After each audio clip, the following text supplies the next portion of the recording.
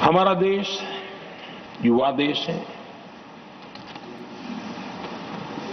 और मैंने देखा है कि हरिवंश जी ने अपने समय का उपयोग सबसे ज्यादा युवाओं के बीच में बिताना पसंद किया है। युवाओं को में लगातार गंभीर विषयों पर जागरूकता बने, एक प्रकार से लोक शिक्षा का काम निरंतर चलता रहे, ये अपने आप में वो लगातार करते रहते हैं। वो देश भर में उनका भ्रमण रहता है।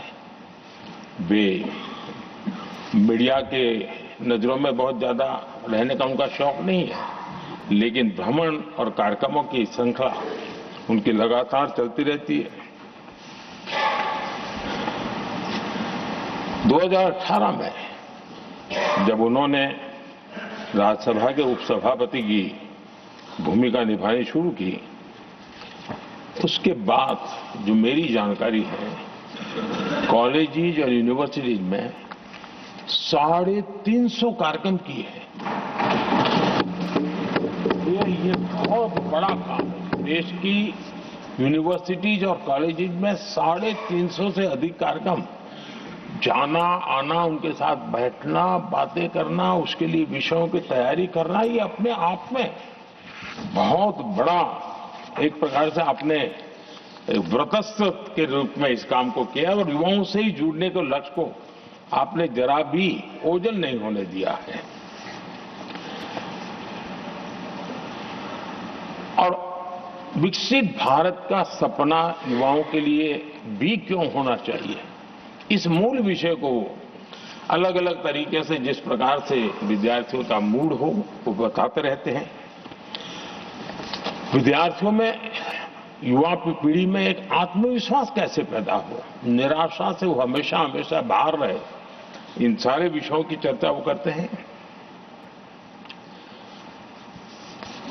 उनके कुछ ऐतिहासिक रेफरेंस के साथ बात करते हैं कि हम ऐसे क्या कारण है कि हम जितनी तेजी से जाना चाहिए था आगे नहीं जा पाए, अब अवसर क्या आया है, सारी बातें वो, और देश कितनी बड़ी छलांग लगा सकता है, ऐसे आत्मविश्वास भरने का काम उनके द्वारा होता है। आजकल देश में लिटरेचर फेस्टिवल एक बड़ा सिलसिला चला है और अब तो वो टियर 2, टियर 3 सिटी तक भी वो सिलसिला चला है। लिटरेचर फेस्टिवल्स में भी हरिवंश जी का अक्सर जाना होता है और उस समाज के उस तबके को भी वो अपने विचारों से प्रभावित करते रहते हैं, प्रेरित करते रहते हैं। आदरणीय सभापति जी, मैंने उनके जीवन का एक प्रसंग जो सुना है, शायद हो सकता है साल वगैरह में मैं बहुत मेरी जानकारी सटीक न भी हो, मैंने सुना है कि 1994 में हरिवंश जी पहली बार विदेश यात्रा की और वो अमेरिका गए।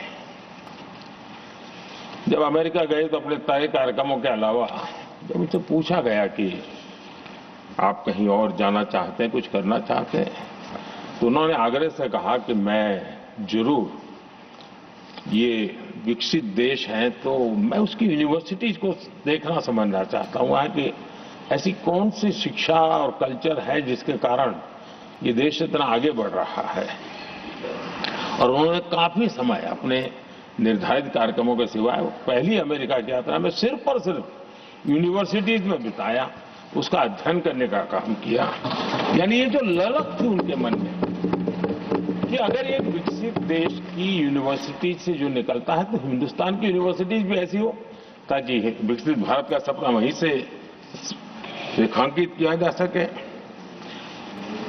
आदरणीय सभापति जी, एमपीज को एमपी लेड फंड के संबंध में तो काफी चर्चा रहती है और एक बड़ा पसंदगी का विषय भी रहता है एमपीज में, और कभी कभी तो ये भी संघर्ष रहता है कि एमपी लेड फंड इतना है और वहां उधर एमएलए फंड ज्यादा है, उसकी चर्चा रहती है। लेकिन एमपी फंड का उपयोग कैसे हो, एमपी लेड जो फंड की बातें, उसमें हरिवंश जी के विचारों को मैंने स्वयं भी सुना है, मैं प्रभावित हूं इससे, लेकिन हमारी भी कुछ मजबूरी रही है, शायद हम उनकी अपेक्षा के अनुसार उसको कर नहीं पाए हैं, क्योंकि सबको ऐसे विषय में साथ लेना जरा कठिन होता है, लेकिन उन्होंने खुद के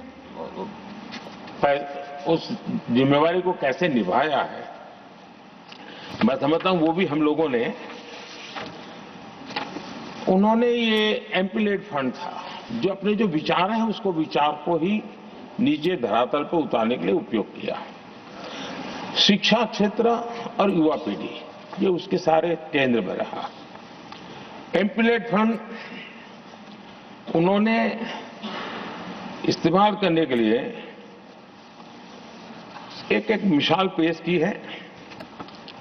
उन्होंने विश्वविद्यालय शिक्षण संस्थानों में ऐसे अध्ययन केंद्र स्थापित किए और उसका प्रभाव लंबे अरसे तक रहने वाला है, और उसमें भी उन्होंने प्रोजेक्ट ओरिएंटेड समस्या के समाधान को केंद्र में रखा। जैसे लुप्त होती जा रही भारतीय भाषाओं, उनके संरक्षण के लिए उन्होंने आईआईटी पटना में एक अध्ययन केंद्र के लिए एमपी-लेड फंड का उपयोग किया। तो उस काम को वो लगातार वहां हो रहा है।